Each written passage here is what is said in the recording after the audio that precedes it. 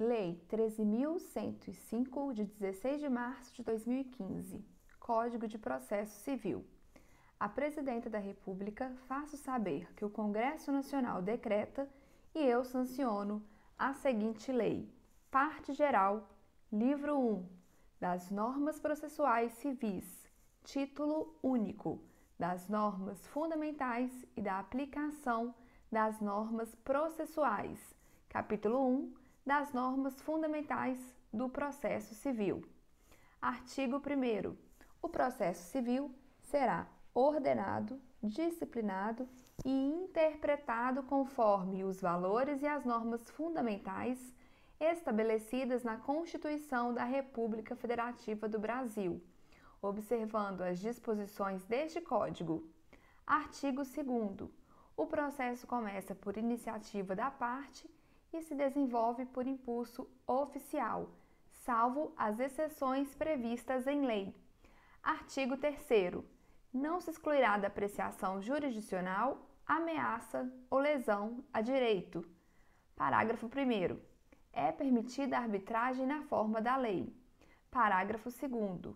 O Estado promoverá, sempre que possível, a solução consensual dos conflitos.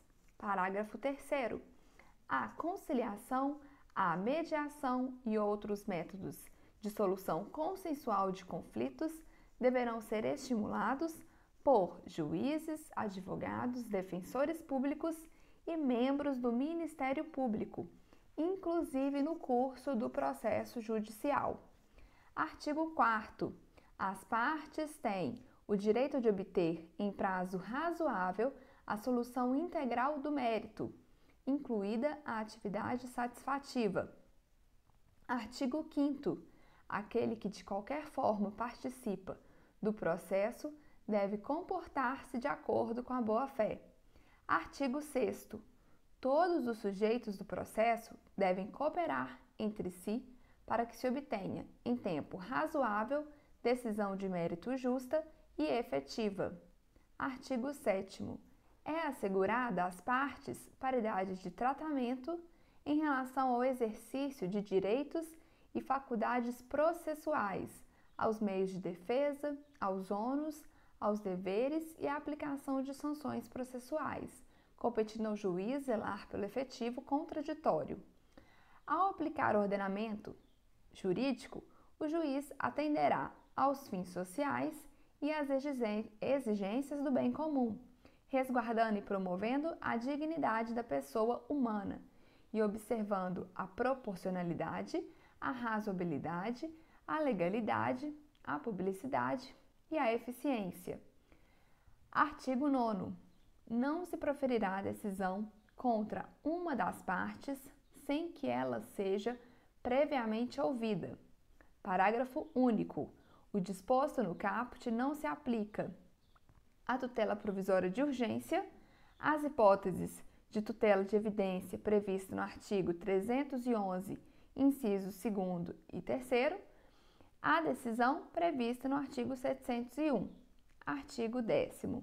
O juiz não pode decidir em grau algum de jurisdição com base em fundamento a respeito do qual não se tenha dado às partes oportunidade de se manifestar, ainda que se trate de matéria sobre a qual deva decidir de ofício. Artigo 11.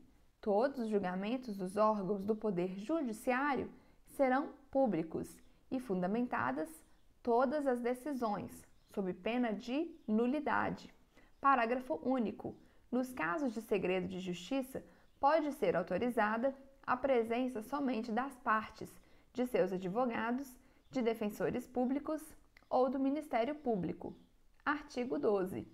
Os juízes e os tribunais atenderão preferencialmente à ordem cronológica de conclusão para proferir sentença ou acórdão. Parágrafo 1º.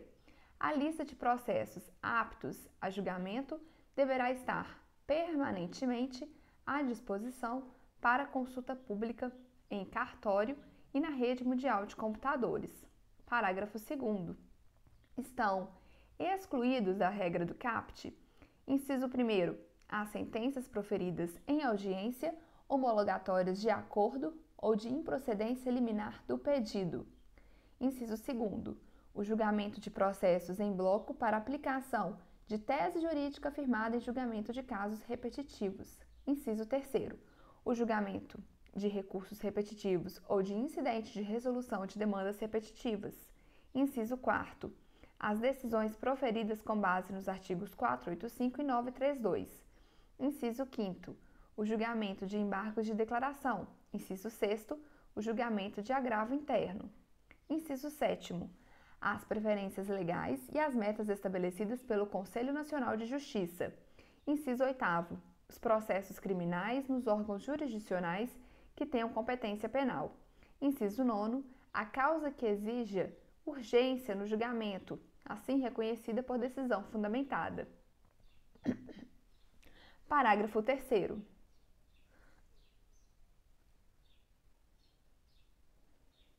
Após celebração de lista própria, respeitar-se-á a ordem cronológica das conclusões entre as preferências legais. Parágrafo 4º.